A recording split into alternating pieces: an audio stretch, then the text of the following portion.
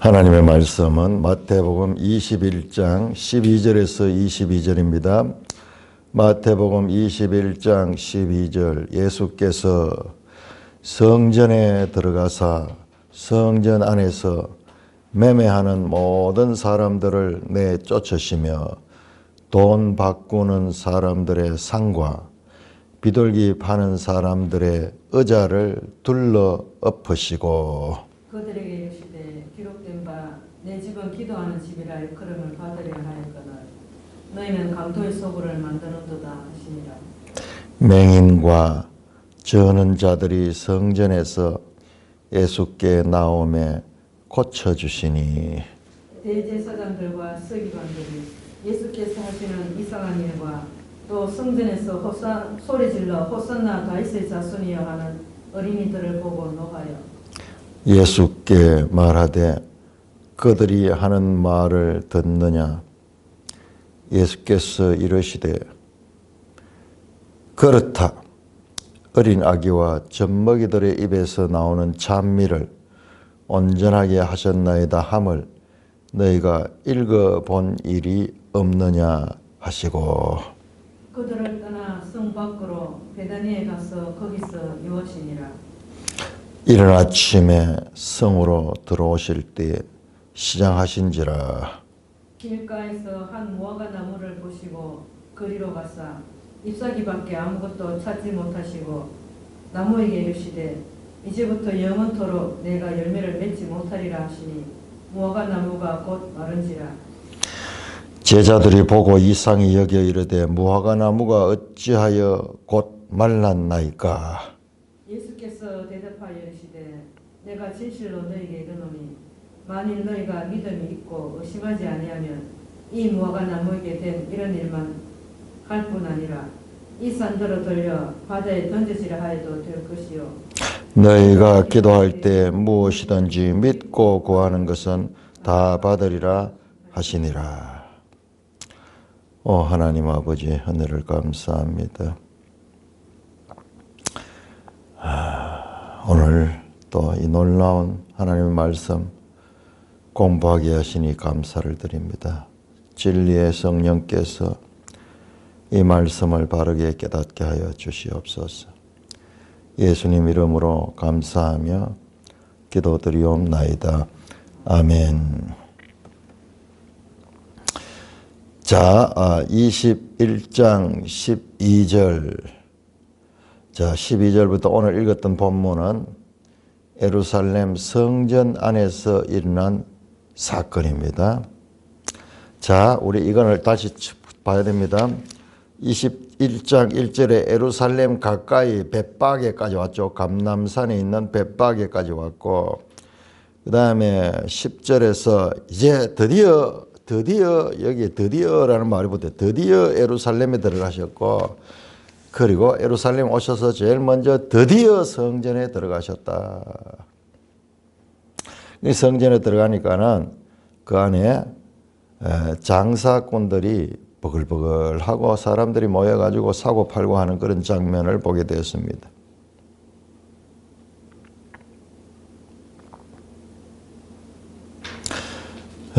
이 유월절 절기를 앞두고 지금 이와 같은 일들이 일어나고 있습니다.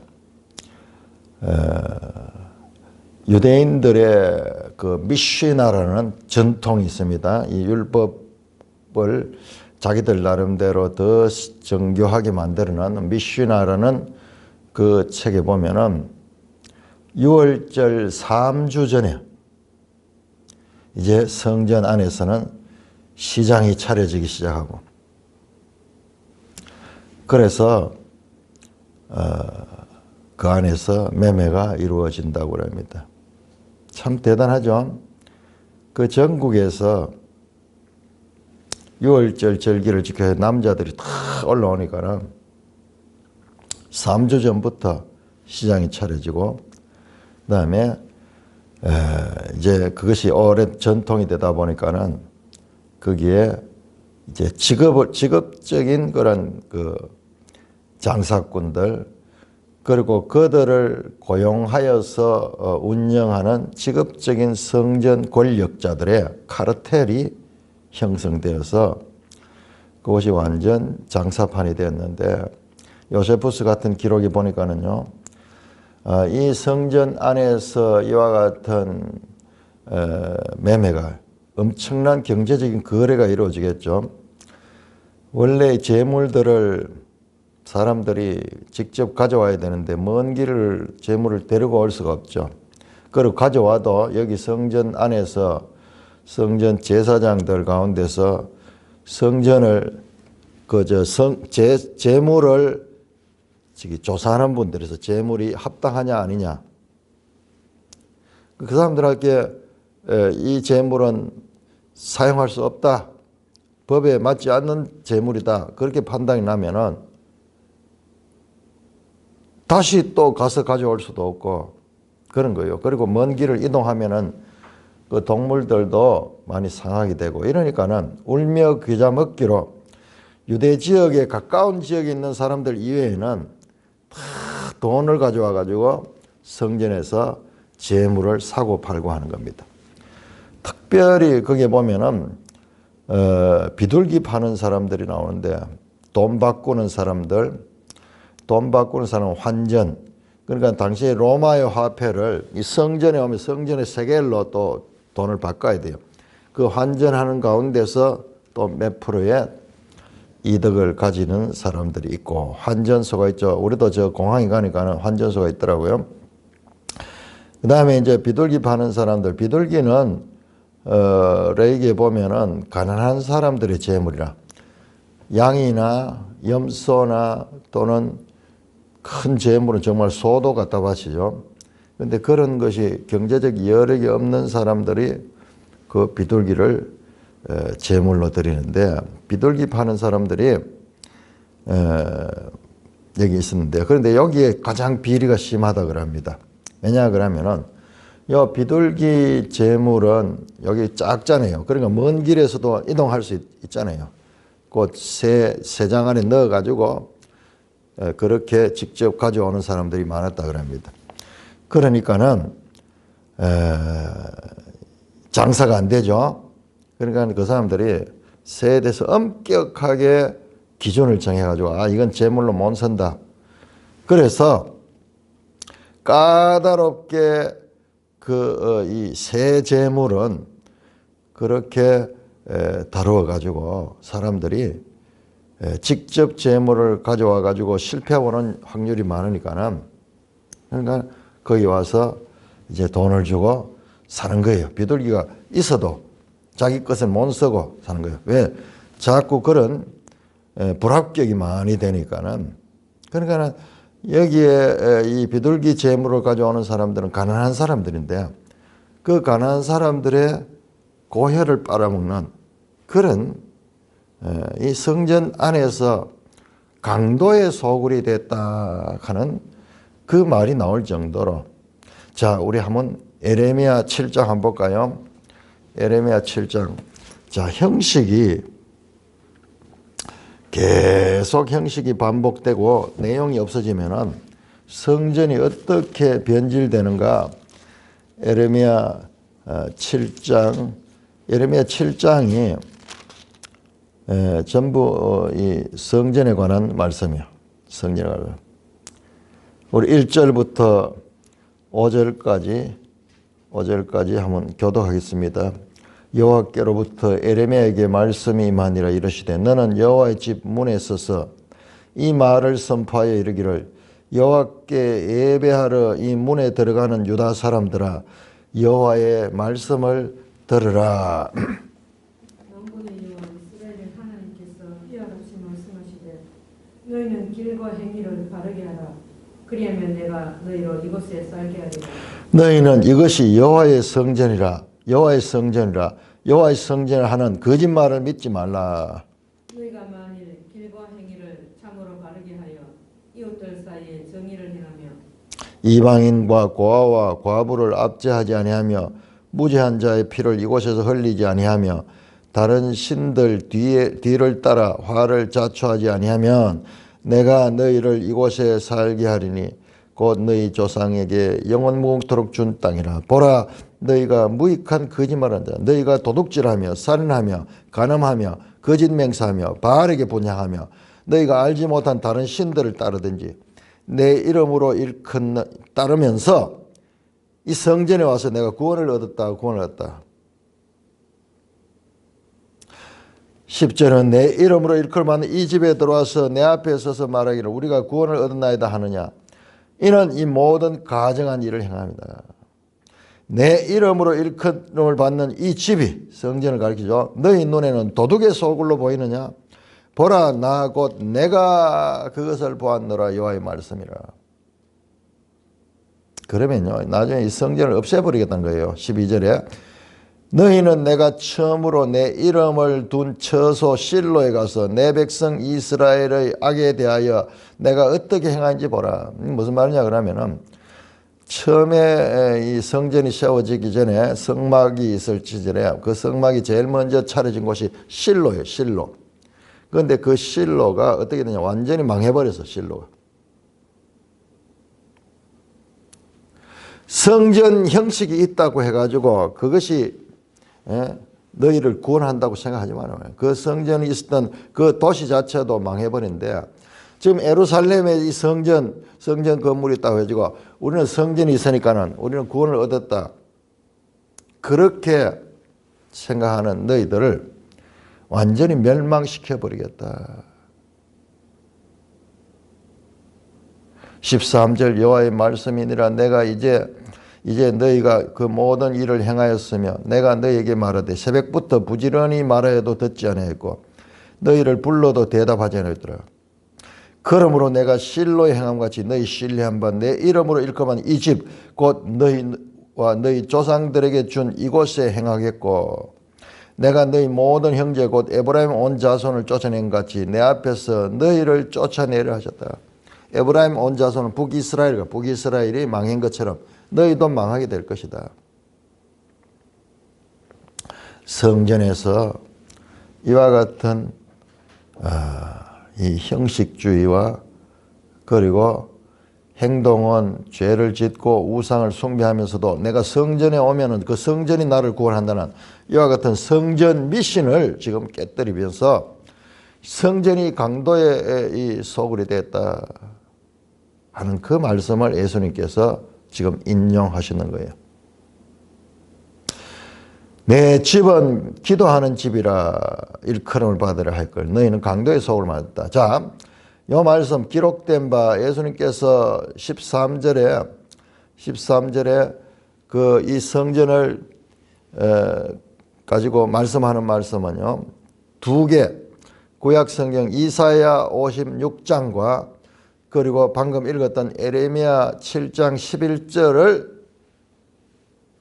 합성해놓은 앞부분은 이사야 56장이고 뒷부분은 에레미야 7장 11절이요. 그러니까 예수님은 구약 성경이 얼마나 도통했는지 구약 성경을 제가 지난번에도 그런 이야기했지만 그림 그리는 것으로 비교되더라고요. 팔레트 위에 물감이 여러 가지 색깔이 있는데 이 색깔을 혼색을 하면 엄청나게 수많은 색깔을 만들어낼 수 있거든요. 기본 색은 뭐 한 12가지겠지만은 그러나 그걸 섞으면 수백 수천 가지도 만들어낼 수가 있어요. 그렇듯이 구약 성경에 있는 말씀들을 그렇게 곳곳에서 인용해가 그것을 또 통해 가지고 그렇게 말씀을 전하는데 지금 이게 그렇게 사용하고 있어요. 처음에 저는 이런 내용을 확인하고 좀 당황스러웠어요. 왜 말씀을 그대로 안 하고 막 말씀을 막 섞어가지고 이러는가. 그러니까는 예수님은 구약 성경 전체를 하나님의 말씀으로 그 뜻을 뽑아가지고 그렇게 쓸 정도로 성경에 능하시겠죠. 성경 그 자체시니까는. 그리고 뒤에서 보면 너희가 읽어본 일이 없느냐 하면서 16절에 보면 나오는 거 보면 유대인들이 특히 이 바리새인들은 이런 사람들은 성경에 대해서 구약 성경에 대해서 잘 알고 있었어요. 알고 있어요. 그러니까 이 성경을 잘하는 거예요. 예수님도 성경을 알고. 자, 이 성전 정화 사건. 예루살렘에 들어와서 제일 먼저 성전을 들어갔습니다. 이 과정들은 전부 드디어라는 말이 붙을 정도로 중요한 그와 같은 사건이에요. 이 일을 하기 위해서 성전에 들어가셨습니다. 그래서 성전 안에서 매매하는 모든 사람을 내쫓으시며 돈 바꾸는 사람들의 상과 비둘기 파는 사람들의 의자를 둘러 엎으시다. 예수님이 엄청나게 과격한 행동을 하신데 이것은 바로 말라기가 말하는 바로 그 사건의 성취입니다. 지금 예수님은 말씀으로도 이사야와 에레미야를 인용해서 말씀하지만 행동도 구약 성경을 성취하는 거예요. 자, 우리 한번 볼까요? 말라기 3장.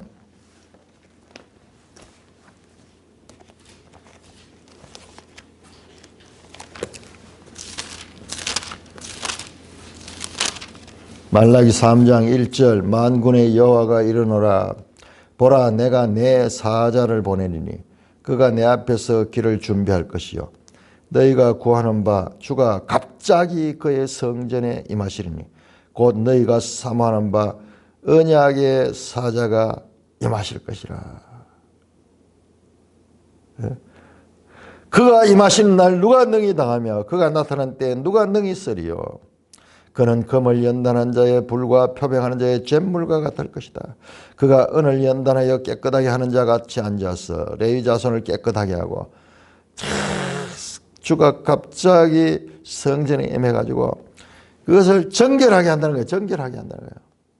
지금 이 사건을 우리 이 성경신학자들은 이게 복음서에 다 나오잖아요. 그래서 이 사건을 성전 정화 사건이라, purification, 정화시키다, 또는 성전 청결 사건이라고 말씀하는데, 자, 예수님께서 성전에 들어가신 장면, 말라기에 너희가 구하는 주가 갑자기 그의 성전에 성전을 지금 정결하게 하시는 거예요.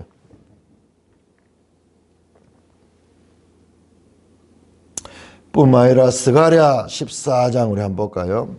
말라기 앞에 스가랴 나오죠? 스가랴 14장 20절 21절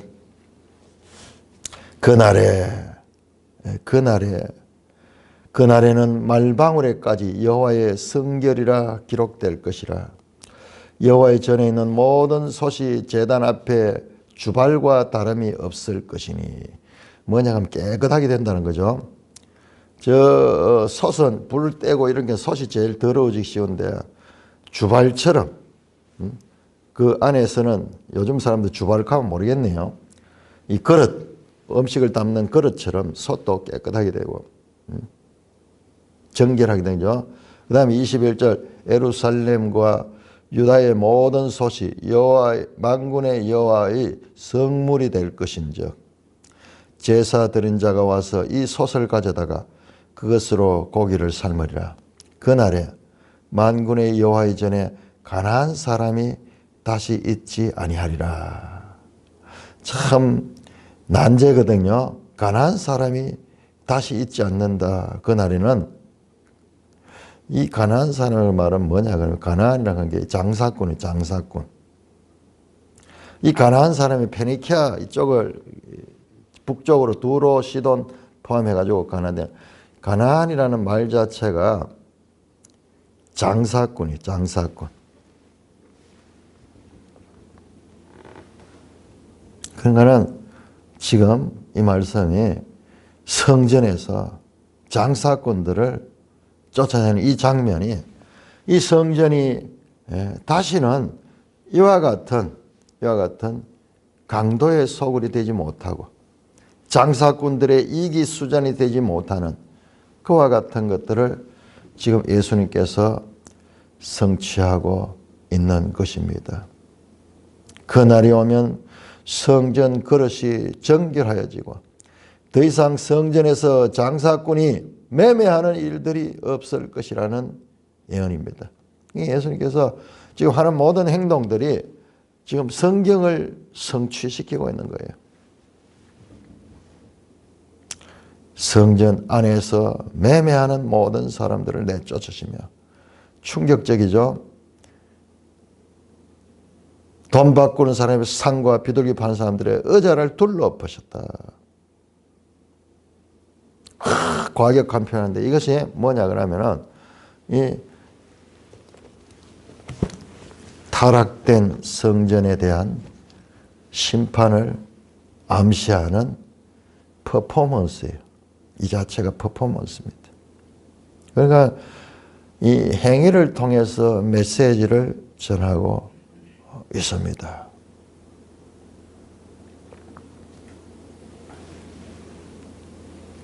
그러시면서 예수님께서 그들에게 이르시되 기록된 바 내 집은 기도하는 집이라 일컬음을 받으리라. 내 집은 만민이 기도하는 집이라 일컬음을 받으리라. 그 말씀인데 그것을 조금 줄였습니다. 줄여서. 너희는 강도의 속을 만든다. 야, 성전은 우리가 생각하기에 성전은 제사 드리는 곳이잖아요. 성전은 제사장이 제사를 집례하는 곳인데 지금 기도하는 집이라 그렇게 말하고 있습니다. 강도의 속을 만들어. 이게 지금 재물, 전부터 재물 팔고 사고 하는 그 관계잖아요. 재물하고 연관된 거잖아요. 그 희생 재물, 그것을 매매하면서 그런 거 필요 없이 그냥 누구든지 와서 기도함으로 하나님을 뵐 수 있는 그와 같은 성전으로 변화될 것에 대한 암시가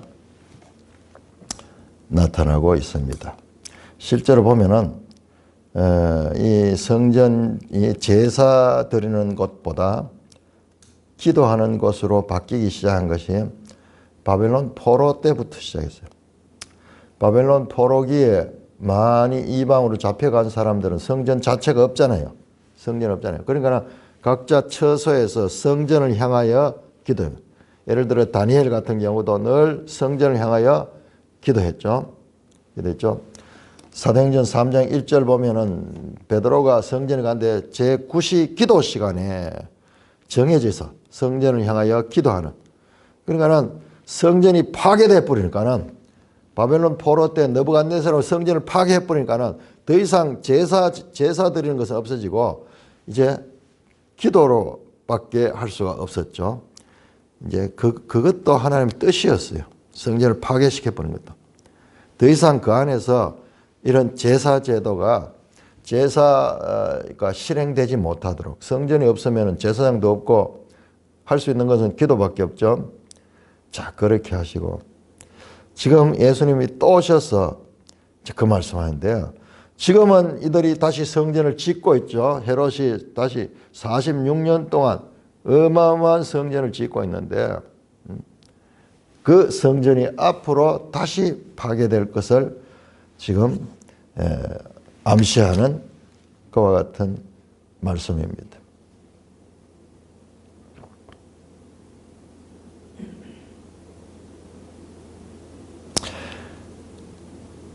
맹인과 전언자들이 성전에서 예수께 나오며, 자, 여기 중요합니다. 지금 성전에 있는 그런 장사꾼들은 이것은 뒤엎으시면서 다른 한편으로 성전 안에서요, 성전에서 맹인과 전언자들이 성전에서 예수께 나왔다. 이런 사람들은 성전에 출입 금지거든요. 그런데 이 성전 가운데서 이방인의 뜰이 있어. 이방인의 뜰. 자, 우리 한번 지도책 한번 볼까요? 337쪽 한번 볼까요? 337. 이 지도책은 너무 놀라워요. 337쪽 예루살렘 이 전경이 나오죠. 그 예루살렘 가운데서 성전은 이쪽에 저 위쪽에 있습니다. 위쪽에 거기에 있고 그 다음에 341쪽을 펴시면 341쪽 이 성전 안에 구조가 이렇게 되어 있어요. 그런데 저기 14번이 이 동문이네요. 14번이 동문이고, 그러니까 이 안이 들어가서 이제 성전인데, 여기는 15번 있는 여긴 것 같아요. 여인의 뜰. 여인의 뜰까지는 여자들도 들어오고 이방인들도 들어오고 그렇게 되어 있을 거예요. 그리고 여기에는 또 장애인들도 들어올 수 있는 그런 장소였던 거예요. 지금 예수님은 이 성전 뜰에서 이 뜰에서 이제 장사판이 벌어졌겠죠. 그러니까 그 뜰에서 지금 일어나는 거예요. 그러니까는 맹인과 전원자들이 예수께 나오는 거예요. 성전 안에서입니다. 자, 성전 안에서 장사꾼들은 쫓으시고, 그 다음에 성전 안에 맹인과 전원자들 나오니까는 예수님께서 그 안에서 고쳐주셨다. 예수님 고쳐주셨다. 자, 성전에서 부정적인 일만 한 것이 아니라 성전의 장사꾼들 쫓아내기만 한 것이 아니라 맹인과 전원자들을 성전 안에서 고쳐주셨어요. 이게 전부 메시지예요. 강도의 소굴과 같은 것은 치워버리고, 그 다음에 진정한 성전의 회복, 병과 그 다음에 여러 가지 문제에 의하여서 고통당하는 자들을 해방시켜 주는 것, 그들에게 자유를 주시고 그들을 회복시켜 주시는 이 일이, 이게 성전에서 진정하게 성전에서 행해야 될 일인 것을 지금 암시하는 행동이에요. 그러니까 이 모든 것들이 그냥 되는 것이 아니고, 우리가 볼 적에 예수님은 말씀으로 행위로 전부 메시지야. 성경 그 자체야. 걸어다니는 성경이야. 성경을 성취하고 있는 것입니다. 15절입니다. 그러니까 대제사장들과 서기관들이 예수께서 하시는 이상한 일과 또 성전에 소리질러 호산나 다윗의 자손에 하는 어린이들을 보고 노하여. 자, 대제사장과 서기관들, 이 성전의 권력자들입니다. 그들이 예수께서 하시는 이상한 일을 봤다. 여기서 이제 성전에 장사꾼들을 내쫓고 상을 뒤엎으시고 하는 그와 같은 장면과 또 맹인과 전원자들을 고쳐주는 이런 행동을 보고 이상한 일을 봤다. 그런데 예수님이 저 장사꾼들을 쫓아내고 막 이렇게 했을 적에 사람들이 가만히 당하고 있었겠습니까? 네가 뭔데 이러냐 하면서 막 대들고 그랬겠죠. 그런데 그런 기록이 안 나와요. 그런 기록이 안 나와요. 그럼 우리 앞에서 봤습니다. 앞에서 새끼 나귀와 그 어미 나귀 두 마리를 가져올 적에 주가 서시겠다 그러니까는 순순히 내줘서, 즉시 내줘서 말씀이 그대로 성취돼. 지금 여기도 마찬가지요. 권위 줘서 주님이 가서 이런 일을 해도 아무도 이것을 제지하지 못합니다. 그리고 이 장애인들을 고쳐주시는 그대로 즉시 고쳐주시는, 이게 주님의 신적 권위가 지금 나타나고 있는 거예요. 그러나 신적 권위를 경험하지 못하는 사람들은 대제사장과 서기관들이요, 종교 기득권자들은 예수님이 하는 일을 보고 이상한 일이라고 보고, 그 다음에 또 성전 안에서 어린이들도 왔어. 그래서 어린이들이 호산나 주여 구원하소서라는 뜻입니다. 호산나 다윗의 자손이여 하는 어린이를 보고 노하여. 이 성전의 기득권자들이 뭐 깜짝 놀라는 거예요. 예수님 와서 막 완전히 뒤엎어버린 거예요. 기존 질서를 무너뜨려버린 거예요. 그리고 애들은 와가지고 예수님 보고 우리를 구원하소서 다윗의 자손이여, 그렇게 노래를 하니까는 그들이 예수님께 말합니다. 그들이 하는 말을 듣느냐? 어린이들이 하는 말을 보고 이야기했죠. 듣느냐? 네가 애들이 네한테 다윗의 후손이라 그러면서 호산나 구원해달라고 이야기하는데 그게 그 말이 되느냐? 그런 뜻이겠죠. 노하여 예수께 말했다. 자, 예수님께서 그러니까는 그에 대한 대답합니다. 나이 그렇다. 예, 그래 너희 말대로 그렇다. 어린 아기와 젖먹이들의 입에서 나오는 찬미를 온전케 하셨는가 함을 너희가 읽어본 일 없느냐. 자, 이것은 시편 8편 2절을 인용을 하시면서 너희가 읽어본 일이 없느냐. 너희가 성경을 그렇게 많이 한다는데 성경의 그 뜻을 잘 알지 못하고 있지. 지금 이것이 바로 시편에 그 말씀이 이루어지는 것이다. 이루어지는 것이다. 그렇게 말씀으로 그들을 지적합니다. 그들을 떠나 성 밖으로 베다니에 가서 거기서 유하니라. 자, 이렇게 성전에서 첫날 성전에서 이와 같은 일들이 있었습니다. 그들을 떠나 성 밖으로 베다니에 가서 거기서 유하니라. 자, 베다니는 우리가 봤죠. 지도와 이 감람산 지나서 그 첫 마을이 베다니 마을이. 그러니까 예루살렘 성전에 있다가 잠은 베다니에 가서, 베다니에 누구 아는 사람이 있어. 우리 다른 성경을 보면은 베다니에 나사로 집도 있고, 그 다음에 문둥병자였던 시몬의 집도 있고, 베다니가 아주 예수님께서 친합니다. 우리 마태복음에는 예루살렘에 처음 올라오니까는 처음 올라온 것 같이 되어 있지만 사실상 요한복음은 몇 분 와서 여기에 지금 베다니는 예수님 오셔서 예루살렘에 오셨을 때 주로 숙소로 정했던 것이 이 베다니 지역이에요. 거기서 유했다. 아마 나사로 집에 있었던 것 같아요.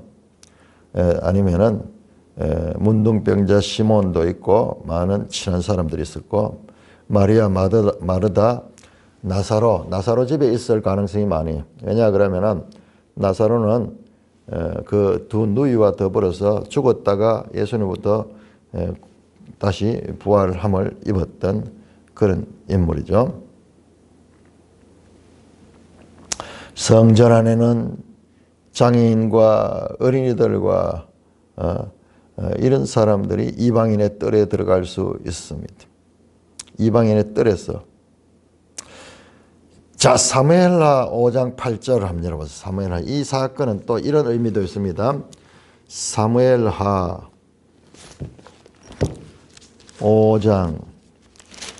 5장이 예루살렘이 처음으로 이제 다윗에 의해서 점령되는데 사무엘하 5장 8절 보시면은 그날에 다윗이 이러기를 누구든지 여부수 사람을 치거든 물 깃는 데 올라가서 다윗의 마음에 미워하는 다리 저는 사람과 맹인을 치라 했으므로 속담이 되어 이르기를 맹인과 다리 저는 사람은 집에 들어오지 못하라. 여기가 어디냐 하면 여부수가 어디냐 다윗성이거든요. 여기가 예루살렘이에요. 예루살렘. 6절에 보세요. 왕과 그의 예루살렘. 자, 여기에서 이와 같은 속담이 있어서 맹인과 다리 저는 사람은 여기 들어오지 못한다. 그런데 지금 다윗의 후손 오신 예수님께서는 정확하죠. 맹인과 저는 자들 요 말씀의 성취자네요. 이 금지된 것을 오히려 풀어주시고 해방시켜주는 그와 같은 말씀의 성취가 나타나고 있기도 한 것입니다. 그들을 떠나서 성 밖으로 베다니 가서 거기서 유했다. 자, 베다니에서 유하고 이른 아침 다시 성전. 지금 출퇴근하셔. 마지막 이 6월절 기간이 될 때까지 지금부터는 베다니에서 주무시고 또 예루살렘 성으로 가시고 지금도 이른 아침에 성에 들어오실 때 여기도 마찬가지로 이제 성전에 들어가기 위해서 주무시고 아침에 나오시는 길이요. 베다니에서 나옵니다. 시장하신지라 이른 아침에 나오니까는 어떻게 음식을 준비를 못해서 그런지 그렇게 시작하셨어. 성으로 들어올 때. 그러니까는 베다니에서 나와가지고 이제 성에 들어올 때입니다. 예루살렘 성으로 들어올 때 길가에 한 무화과 나무를 거기 가서 잎사귀밖에 아무가 무화과 나무가 있는데 무화과 나무에 열매를 찾기 위해서 가보니까는 잎은 무성하게 있는데 열매가 없는 거예요. 열매가 잎사귀밖에 아무것도 찾지 못하고 나무에게 이르시되 이제부터 영원토록 네가 열매를 맺지 못하리라. 자, 이 장면도 아주 상징적인 그림 언어입니다. 자, 잎은 무성한데 열매가 없다. 지금 이게 뭐냐? 예루살렘 자체가 종교적 형식은 이렇게 넘쳐나고 있는데도 불구하고 그 안에 실제적인 하나님을 경배하고 그 하나님을 사랑하는 하나님에 대한 바른 신앙을 가진 사람을 찾아보기가 힘든 거예요. 겉에 잎은 무성하면은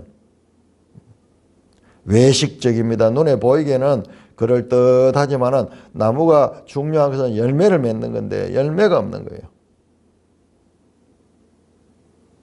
예수님께서 말씀합니다. 이제부터 영원토록 네가 열매를 맺지 못하는 무화과 나무가 곧 말랐다. 지금 예수님의 신적 권위가 지금 나타나고 있죠.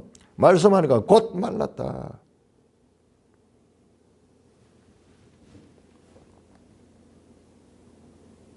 제자들이 보고 이상히 여겨 무화과 나무가 어찌하여 말랐습니까? 질문합니다. 어떻게 그렇게 말라버렸습니까?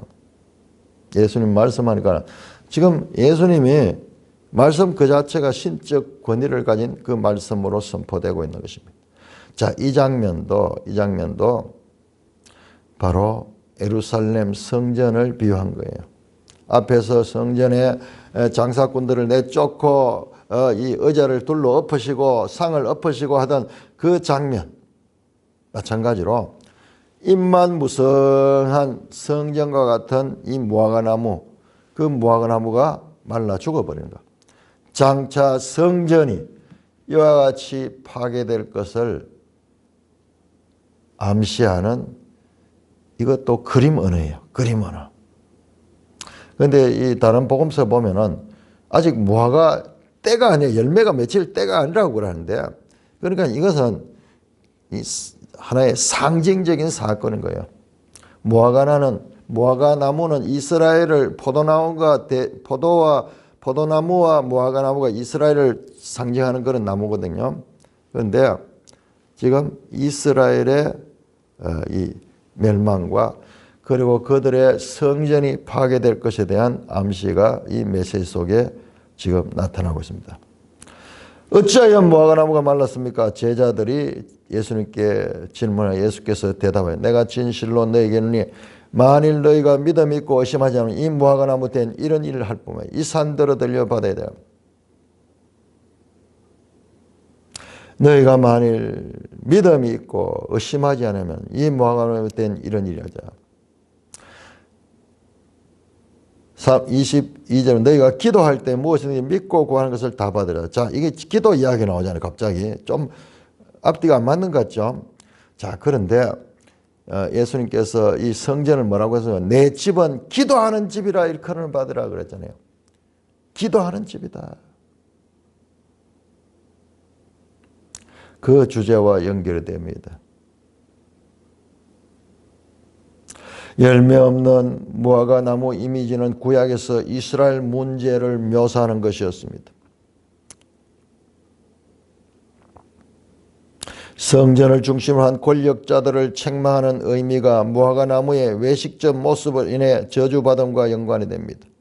이 무화과 저주 사건은 제자들의 질문을 자아내게 했습니다. 그 질문에 대해 예수님은 믿음과 기도에 대해서 말씀합니다. 기도는 성전에서 행해야 될 본질적인 것입니다. 강도의 속으로 된 옛성전은 기도하는 공동체로 대체될 것입니다. 기도의 열매를 맺지 못한 옛성전은 기도하는 새 성전인 기독교 공동체로 대체될 것입니다. 간구와 믿음의 결합은 사람으로는 할 수 없는 일을 하나님께서는 가능하게 한다는 사실을 강조하고 있습니다. 이 산들어 들려 바다에 던지라. 무화과 나무가 말라버린가? 이거 어떻게 할 수 있냐? 하나님은 하실 수 있다. 기도하고 믿고 구하는 것을 너희가 다 받을 것이다. 그러면서 이제 성전을 중심으로 한 이 이스라엘의 제의적인 종교가 끝이 나고 무화과 나무가 말라버리듯이 성전의 장사꾼들이 쫓겨나듯이 이제 성전 제도는 끝이 날 것이고 믿음으로 기도하고 하나님께 나오는 그와 같은 새로운 성전, 그 성전은 건물이 성전이 아니에요. 그 성전은 각 사람이 성령이 내주하시는 그와 같은 성전으로 대치될 것이다. 물론 마태복음에는 그 자세하게 안 나옵니다. 요한복음에 보면 이런 부분은 가장 자세하게 나와요. 성전 부분에 대해서는.